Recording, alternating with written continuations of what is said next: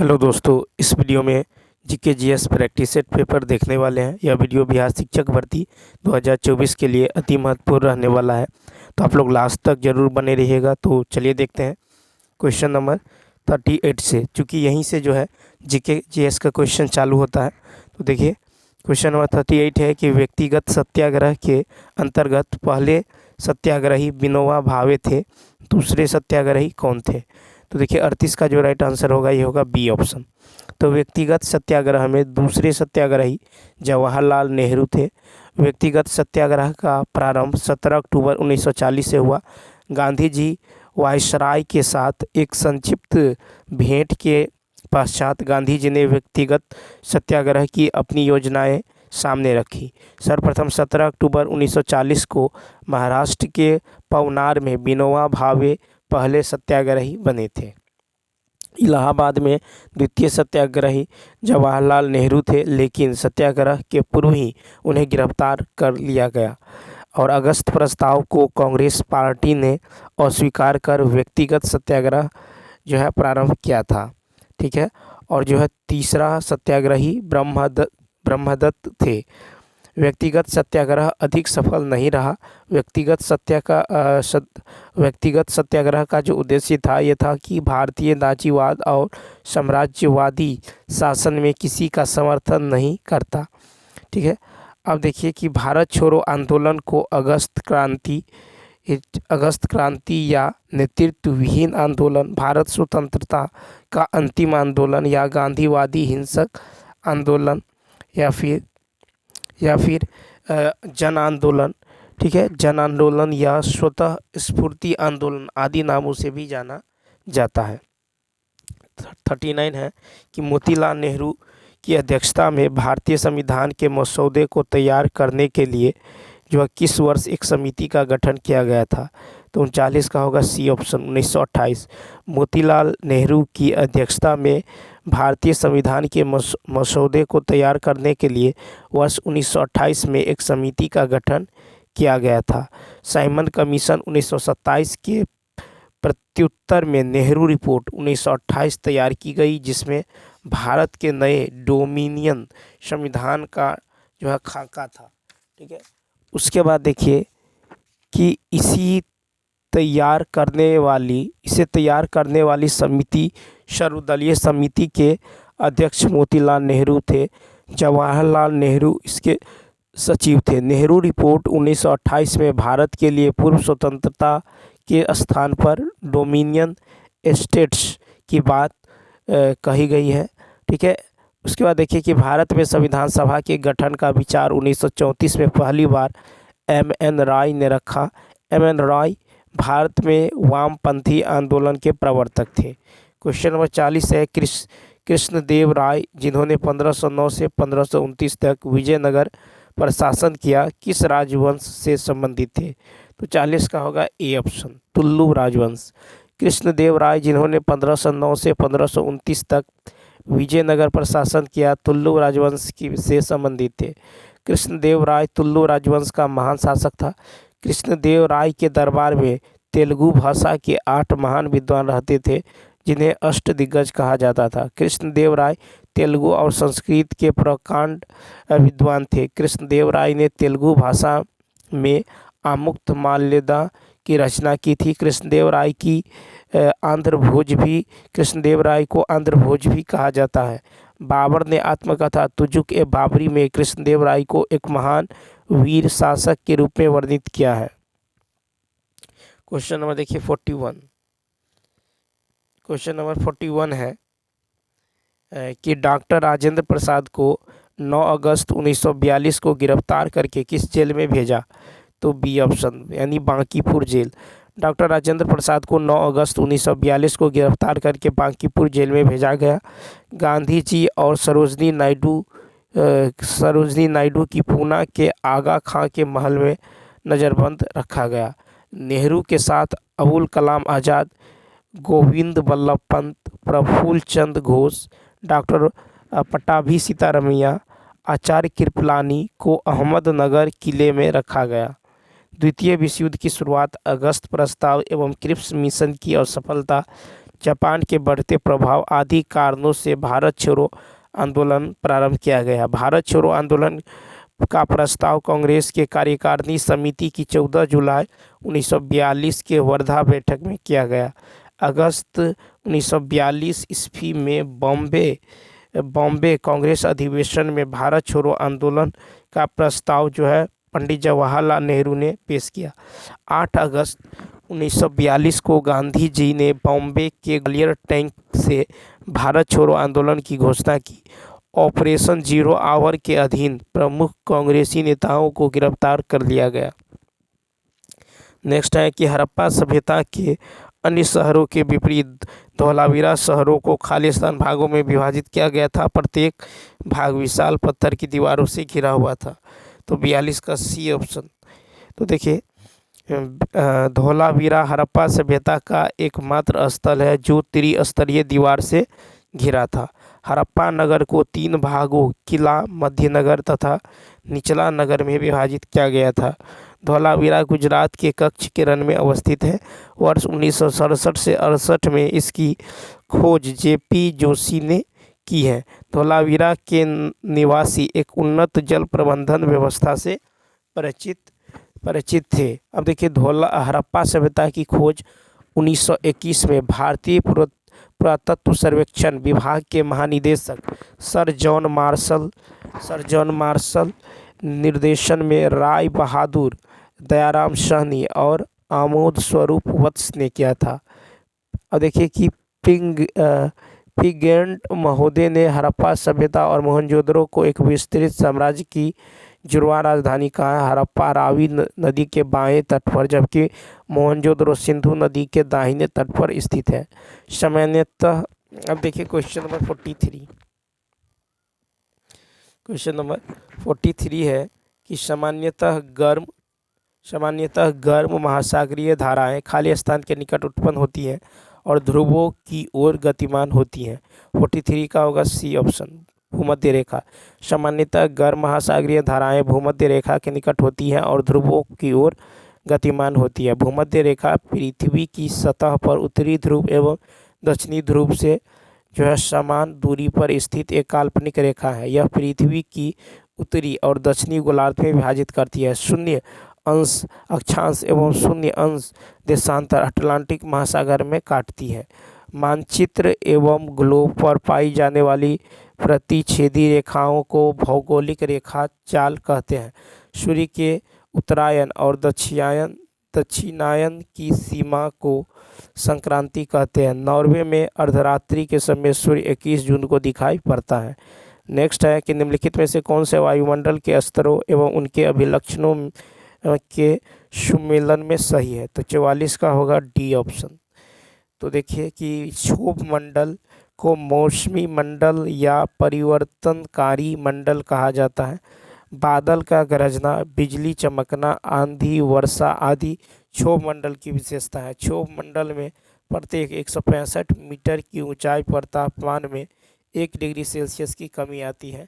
समताप मंडल में ही ओजोन परत पाया जाता है। ओजोन परत में ऑक्सीजन के 3 अणुओं O3 से मिलकर बनता है। ओजोन परत सूर्य से निकलने वाली पराबैंगनी किरणों को अवशोषित करता है। आयन मंडल पृथ्वी की सतह पर जो है रेडियो तरंग की परावर्तित कर देता है। आयन मंडल के कारण ही दूरसंचार क्रांति का विकास हो सका। आयन मंडल में ही ध्रुव ज्योति की घटना जो है परिलक्षण होती है। उसके बाद देखिए क्वेश्चन नंबर 45। देखिए क्वेश्चन नंबर 45 है कि किस प्रकार की मिट्टी में पानी की अधिकतम मात्रा बनी रहती है। तो 45 का होगा ए ऑप्शन, चिकनी मिट्टी। चिकनी मिट्टी में पानी की अधिकतम मात्रा बनी रहती है। इसमें मिट्टी के बहुत महीन कण होते हैं। इस मिट्टी की जल धारण क्षमता बहुत अधिक होती है और इसके कारण यह बहुत चिपचिपी होती है। इसका उपयोग खिलौने बनाने में किया जाता है। ठीक है। अब देखिए कि रेतीली मिट्टी में तरबूज एवं नारियल उगाया जाता है। लाल मिट्टी का रंग आयरन ऑक्साइड की उपस्थिति के कारण लाल होती है। ठीक है। अब देखिए क्वेश्चन नंबर 46 है कि भूमध्य रेखा कितने देशों से गुजरती है। भूमध्य रेखा 13 देशों से होकर गुजरती है। ठीक है, इसका ई ऑप्शन। ठीक है। उसके बाद देखिए पृथ्वी को बीचों बीच दो बराबर भागों में बांटने वाली 0 डिग्री अक्षांश रेखा को ही क्या कहते हैं? तो भूमध्य रेखा कहते हैं। देखिए भूमध्य रेखा जो है ये Ecuador, Colombia, Brazil, Gabon, Congo गणराज्य, Uganda, Kenya, Somalia, Maldives, Indonesia, Kiribati और साओ टोम से होकर गुजरती है। भूमध्य रेखा पृथ्वी को उत्तर तथा दक्षिणी गोलार्ध में विभाजित करने वाली काल्पनिक रेखा है। भूमध्य रेखा 3 महादेशों से गुजरती है: दक्षिण अमेरिका, अफ्रीका और एशिया। सर्वाधिक जैव विविधता विषुवत रेखीय प्रदेशों में पाया जाता है। 23.5 डिग्री उत्तरी अक्षांश को कर्क रेखा कहते हैं। 23.5 डिग्री दक्षिणी अक्षांश को मकर रेखा कहते हैं। नेक्स्ट है कि विधान परिषद के लिए चुनाव लड़ने के इच्छुक व्यक्ति की न्यूनतम आयु होनी चाहिए। 47 का जो राइट होगा ए ऑप्शन। तो विधान परिषद के लिए चुनाव लड़ने के इच्छुक व्यक्ति की न्यूनतम आयु 30 वर्ष होनी चाहिए। विधान परिषद राज्य विधानमंडल की उच्च सदन होती है। वर्तमान में केवल 6 राज्यों में ही विधान परिषद है। विधानसभा का चुनाव लड़ने के लिए इच्छुक व्यक्ति की न्यूनतम आयु 25 वर्ष होनी चाहिए विधानसभा, और विधान परिषद के लिए 30 वर्ष। लोकसभा का चुनाव लड़ने के लिए न्यूनतम आयु 25 वर्ष होनी चाहिए। ठीक है, लोकसभा के लिए 25 वर्ष, विधानसभा के लिए 25 वर्ष और विधान परिषद के लिए 30 वर्ष। राज्यसभा का चुनाव लड़ने हेतु न्यूनतम आयु 30 वर्ष की होनी चाहिए। पंचायती राज नगर पालिका के चुनाव लड़ने हेतु न्यूनतम आयु 21 वर्ष अनिवार्य है। राष्ट्रपति, उपराष्ट्रपति, राज्यपाल पद के लिए न्यूनतम आयु 35 वर्ष होनी चाहिए। क्वेश्चन नंबर देखिए 48। देखिए 48 है, निम्नलिखित में से कौन सी एक सबसे बड़ी संसदीय समिति है? 48 का बी ऑप्शन। तो देखिए समितियों में प्राक्कलन समिति सबसे बड़ी संसदीय समिति होती है जिसमें 30 सदस्य होते हैं। लोक लेखा समिति में 22 और याचिका समिति में दोनों सदनों की समितियों के सदस्यों को मिलाकर कुल 25 सदस्य होते हैं। यानी लोकसभा याचिका समिति में 15 और राज्यसभा की याचिका समिति में 10 सदस्य। स्वतंत्रता के पश्चात 1950 में पहली बार प्राक्कलन समिति का गठन जो है तत्कालीन वित्त मंत्री जॉन मथाई की सिफारिश पर किया गया। इसके बाद है कि इसके सभी सदस्य लोकसभा से चुने हो जाते हैं, अर्थात इसमें राज्यसभा का कोई प्रतिनिधित्व नहीं होता। ठीक है सदस्यों। उसके बाद देखिए कि 1921 ईस्वी में पहली बार लोक लेखा समिति का गठन जो है माउंटेन्यू चेम्सफोर्ड अधिनियम के तहत किया गया। इस समिति में कुल 22 सदस्य होते हैं। ठीक है, उसके बाद देखिए क्वेश्चन नंबर जो है 49 क्या था? भारतीय स्वतंत्रता आंदोलन के संदर्भ में उषा मेहता की ख्याति। तो 49 का होगा बी ऑप्शन। तो देखिए कि भारतीय स्वतंत्रता आंदोलन की बेला में गुप्त कांग्रेस रेडियो चलाने हेतु उषा मेहता जो है ख्याति है। भारत छोड़ो आंदोलन की बेला में गुप्त कांग्रेस रेडियो चलाने हेतु जो है ख्याति है उषा मेहता। ठीक है, उसके बाद देखिए कि भारत छोड़ो आंदोलन के दौरान कांग्रेसी नेता और समाजवादी नेताओं में भूमिगत होकर विभिन्न प्रकार के राजनीतिक गतिविधियों ब्रिटिश सरकार के विरुद्ध जारी रखा। जयप्रकाश नारायण ने नेपाल के जंगल में अंग्रेज सरकार के विरुद्ध गुप्त संगठन आज़ाद दास्ते की स्थापना किया। इसी प्रकार सियाराम दल नामक गुप्त संगठन बनाया गया। भारत छोड़ो आंदोलन 1942 के दौरान कांग्रेस द्वारा बॉम्बे शहर के विभिन्न भागों में गुप्त रेडियो प्रसारण करते थे तथा उषा मेहता कांग्रेस के इस भूमिगत रेडियो का संचालन करने वाले दल की एक महत्वपूर्ण सदस्य थी। उसके बाद देखिए कि गांधी जी ने इसी दौरान कहा था कि मैं देश की बालू से ऐसा आंदोलन खड़ा कर दूंगा जो कांग्रेस से भी बड़ा होगा। गांधी जी ने कहा कि मैं स्वतंत्रता से कम किसी वस्तु से संतुष्ट नहीं होने वाला हूँ। कांग्रेस रेडियो से राम मनोहर लोहिया, उषा मेहता, अच्युत पटवर्धन और पुरुषोत्तम आदि जुड़े थे। भारत छोड़ो आंदोलन गांधीवादी हिंसक आंदोलन था। क्वेश्चन नंबर 50 देखिए क्वेश्चन नंबर 50 है कि ज़्यादा समय तक संग्रहित करने से कौन सा विटामिन नष्ट हो जाता है? तो इसका ए ऑप्शन। तो देखिए ज़्यादा समय तक संग्रहित करने से विटामिन सी का क्षय हो जाता है। ठीक है। विटामिन सी को एस्कॉर्बिक एसिड कहते हैं, इसकी कमी से स्कर्वी रोग होता है। ठीक है। विटामिन सी खाना को ज़्यादा पकाने से तथा धोने से समाप्त हो जाता है। विटामिन डी कैल्सीफेरॉल कहलाता है, इसकी कमी से रिकेट्स रोग होता है। उसके बाद देखिए विटामिन उसके बाद चलिए देखते हैं क्वेश्चन नंबर जो है 51 है कि कैंसर शब्द के ग्रीक के कार्सिनोस से व्युत्पन्न हुआ है, जिसका अर्थ है, तो कार्बन का सी फेफड़ा। तो देखिए कैंसर शब्द जो है ग्रीक के कार्सिनोस से व्युत्पन्न हुआ है, जिसका अर्थ है फेफड़ा। कैंसर का अध्ययन ऑन्कोलॉजी कहलाता है। कैंसर उत्पन्न करने वाला जीव ऑन्कोजीन कहलाता है। ठीक है। उसके बाद देखिए, उसके बाद है कि देखिए WBC की संख्या में वृद्धि जो है ल्यूकेमिया कहलाता है। ठीक है। और RBC की संख्या में वृद्धि पॉलीसीथेमिया कहलाता है। क्वेश्चन नंबर 52 है कि ओरल पोलियो वैक्सीन की किस वैज्ञानिक ने खोज की थी। तो देखिए 52 का जो राइट आंसर होने वाला है ये होगा ए ऑप्शन, यानी अल्बर्ट बुश साबिन। ठीक है। तो देखिए ओरल पोलियो वैक्सीन की खोज अल्बर्ट, ठीक है, साबिन ने की थी। पाश्चुरीकरण एवं हाइड्रोफोबिया चिकित्सा की खोज लुई पाश्चर ने ही की थी। एडवर्ड जेनर ने चेचक के टीके की खोज की और एडवर्ड जेनर को टीकाकरण का जनक माना जाता है। नेक्स्ट देखिए 53 है कि दूध निकालने के लिए स्तन ग्रंथियों में संकुचन पैदा करने वाला पदार्थ है। 53 का सी है ऑक्सीटोसिन। दूध निकालने के लिए स्तन ग्रंथियों में संकुचन पैदा करने वाला पदार्थ है ऑक्सीटोसिन। प्रोजेस्टेरोन हार्मोन को प्रेगनेंसी हार्मोन कहते हैं। मुख्य मादा जनन अंग अंडाशय है और ग्रेफियन पट्टिकाओं से एस्ट्रोजन हार्मोन का स्रावन होता है। उसके बाद देखिए कि प्रोजेस्टेरोन हार्मोन का स्रावन कॉपर्स ल्यूटियम द्वारा जो है किया जाता है। ठीक है। उसके बाद है कि रिलैक्सिन हार्मोन जो है प्लेसेंटा द्वारा प्रसव के दौरान स्रावित होता है और टेस्टोस्टेरोन हार्मोन के द्वारा नर में गौण लैंगिक लक्षणों का निर्माण होता है। क्वेश्चन नंबर देखिए 54 कहता है जब हम आलू का छिलका उतारते हैं तो हम छिलके के रूप में किसे उतारते हैं। तो ए ऑप्शन यानी पेरिडर्म। तो जब हम आलू का छिलका उतारते हैं तो हम छिलके के रूप में पेरिडर्म यानी परित्वक उतारते हैं। पेरिडर्म का निर्माण फलोजन से होता है। द्वितीयक जाइलम को रस दारू या रस कास्ट कहते हैं। रस दारू में सजीव पेरेनकाइमा कोशिकाएं होती हैं। रस दारू जल व खनिज लवणों का संवहन करता है। जाइलम व फ्लोएम के मध्य से गुजरती हुई सतह को संवहन कैम्बियम कहते हैं।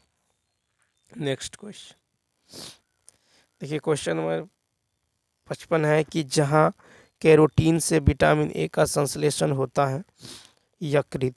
तो देखिए यकृत में जो है कैरोटीन से विटामिन ए का संश्लेषण होता है। अधिकतम एंजाइम जो है जिंक संगठन होता है। मानव शरीर में जल की मात्रा 65% होती है। थायमीन एवं बायोटीन के सल्फर आवश्यक होते हैं।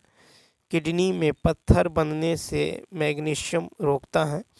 हड्डी में सबसे अधिक लवण जो है ये ट्राई कैल्शियम फॉस्फेट होता है। उसके बाद क्वेश्चन नंबर देखिए नेक्स्ट तथा मीठे पानी की सर्वाधिक मात्रा पाई जाती है। तो ध्रुवीय बर्फों में मीठे पानी की सर्वाधिक मात्रा ध्रुवीय बर्फों में पाई जाती है। पूरी पृथ्वी पर सर्वाधिक मात्रा में मीठे पानी 2.5% की मात्रा में पाया जाता है। ठीक है। पूरे पृथ्वी पर 71% की मात्रा में पानी पाया जाता है। जल का 97.5% कठोर जल एवं 2.5% जो मीठा जल पाया जाता है। जल की कठोरता का जो मुख्य कारण है ये कैल्शियम एवं मैग्नीशियम के लवण का घुला होना है। जल की अस्थायी कठोरता को उबालकर दूर किया जा सकता है। जल की अस्थायी कठोरता जो है आयन विनिमय विधि द्वारा दूर किया जा सकता है। नेक्स्ट है कि ध्रुवों में घर्षण को क्या कहा जाता है। A option. तो द्रवों में घर्षण को श्यानता कहा जाता है। द्रवों में घर्षण को श्यानता कहा जाता है। तरल का वह गुण जिसके कारण वह अपने संपर्क सतही के मध्य सतहों के मध्य सापेक्षिक गति का विरोध करता है उसे श्यानता कहते हैं। तरलों के संपर्क सतहों के मध्य लगने वाला बल श्यान बल कहलाते हैं। ठीक है, क्वेश्चन नंबर देखिए 58।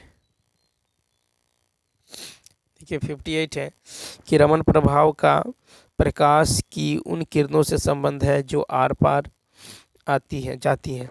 तो 68 का 58 का होगा सी।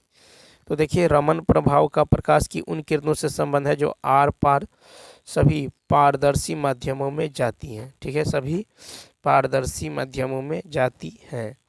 ठीक है, 1930 में भौतिकी का नोबेल पुरस्कार चंद्रशेखर वेंकट रमन को इनके इस खोज के लिए दिया गया। ठीक है, उसके बाद देखिए तो रमन प्रभाव का प्रकाश की उन किरणों से संबंध है जो सभी पारदर्शी माध्यम में जाती है। नेक्स्ट, सोने की शुद्धता को मापने के लिए कौन सा उपकरण प्रयोग में लाया जाता है?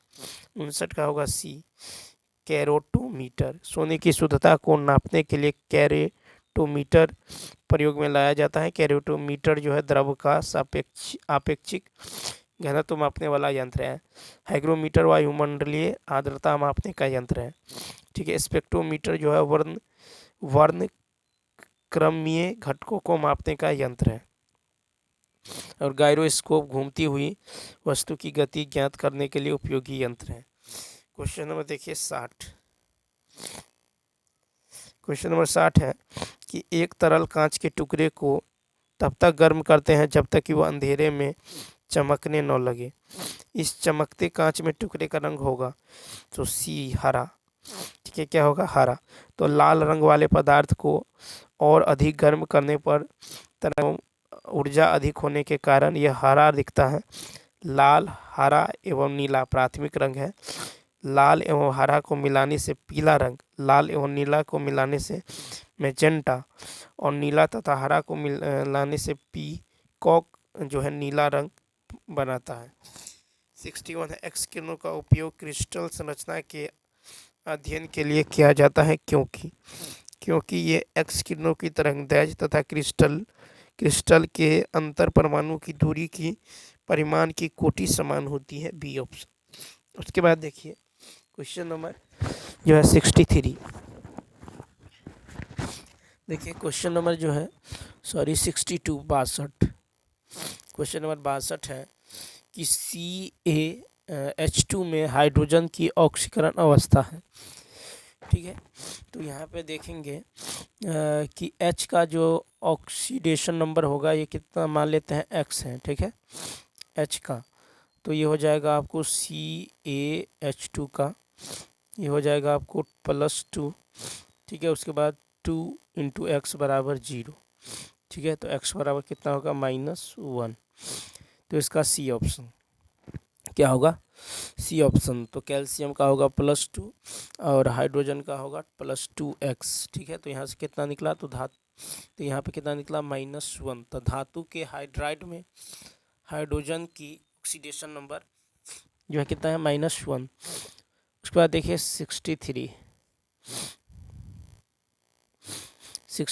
है कि निम्नलिखित में से कौन सा लाभकारी कीट नहीं है? तो 63 का ए ऑप्शन, दीमक लाभकारी कीट नहीं है। ठीक है, दीमक के अंत में उपस्थित जो ट्राइकीनिम्फा नामक सहजीवी प्रोटोजोअन सेलुलोज के पाचन में सहायता करता है। ठीक है, और देखिए कि लाभदायक कीटों में रेशम कीट, मधुमक्खी तथा लाख कीट महत्वपूर्ण है। मधुमक्खी का वैज्ञानिक नाम जो है एपिस इंडिका है। ठीक है, उसके बाद देखिए कि मधुमक्खियों में सूचना प्रसारण जो नाच द्वारा होता है और मधुमक्खी के नृत्य को हनी बी डांस कहा जाता है। उसके बाद देखिए नेक्स्ट है कि 12 ग्राम ऑक्सीजन गैस में कितने मोल होंगे? ठीक है, 12 ग्राम। तो देखिए नंबर ऑफ मोल्स क्या होता है? तो स्मॉल m/कैपिटल M। ठीक है, स्मॉल m/कैपिटल M। तो स्मॉल m 12 ग्राम। ठीक है, 12 ग्राम ऑक्सीजन में गैस की मोल, तो 12 ग्राम और नीचे में क्या होगा? 32। ठीक है, 12 ग्राम और नीचे में क्या होगा? 32। इसको सॉल्व करेंगे आएगा 0.375। ठीक है, क्या होगा? 0.375 यानी इसका सी ऑप्शन। तो देखिए 12 ग्राम ऑक्सीजन में 0.375 मोल होते हैं। ठीक है, मोल होते हैं।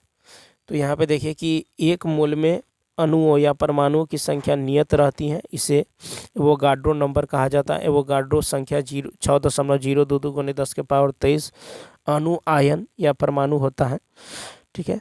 और नंबर ऑफ एटम्स के लिए होता है small n into capital Na into 1, ठीक है। अब देखिए क्वेश्चन नंबर जो है, क्वेश्चन नंबर नेक्स्ट 65, देखिए 65 है कि 100 mu हीलियम में हीलियम परमाणु की संख्या। तो 65 का यदि देखें तो देखिए हीलियम परमाणु की संख्या होगा 100 AMU/4 AMU, ठीक है। ये कट के कितना होगा 25 हीलियम परमाणु, ठीक है। क्या होगा 25 हीलियम परमाणु 65 का, 25 तो ए ऑप्शन, ठीक है। क्या होगा ए ऑप्शन होगा, ठीक है।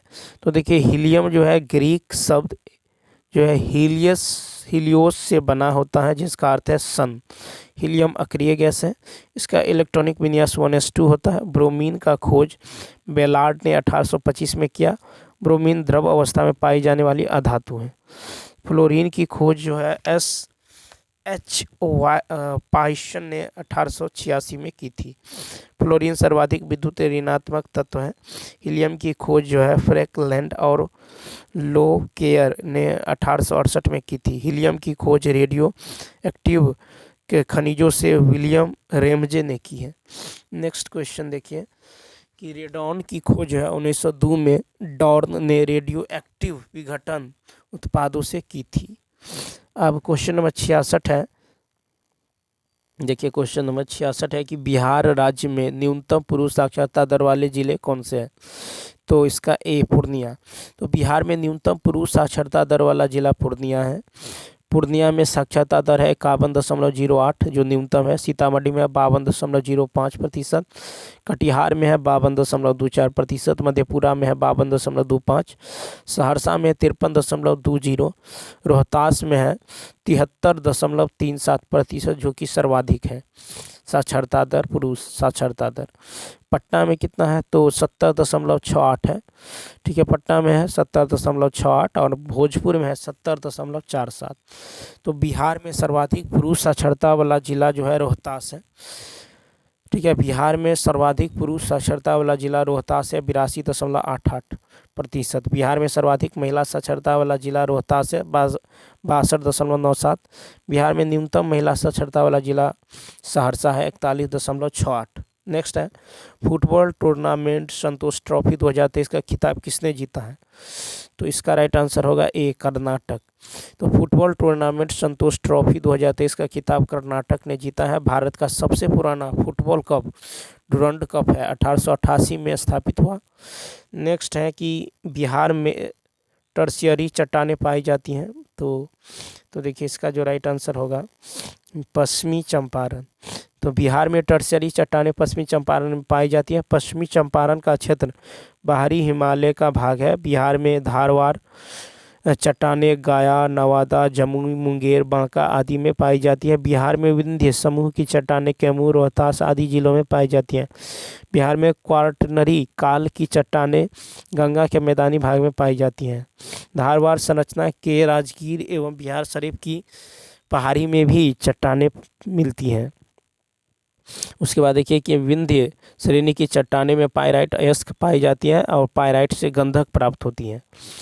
कैमूर के पठार को रोहतास का पठार भी कहते हैं। खड़गपुर की पहाड़ मुंगेर जिले में स्थित है। नेक्स्ट है अशोक चक्र से सम्मानित होने वाली प्रथम भारतीय महिला कौन है। ये ऑप्शन अशोक चक्र से सम्मानित होने वाली प्रथम भारतीय महिला है नीरजा भनोट। भारत का सर्वोच्च शांतिकालीन वीरता पुरस्कार है नीरजा भनोट। मुंबई में पैन एम एयरलाइंस की विमान परिचालिका थी। भारत की प्रथम महिला प्रधानमंत्री इंदिरा गांधी थी, ठीक है। उसके बाद देखिए कि भारत की प्रथम महिला राज्यपाल सरोजनी नायडू, ठीक है, सरोजनी नायडू थी 1947। और भारत की प्रथम महिला IPS जो है यह थी किरण बेदी, बनी थी 1972 में। नेक्स्ट देखिए लास्ट क्वेश्चन है कि भारत में मानसून आगमन को आरोही क्रम में सजाएं।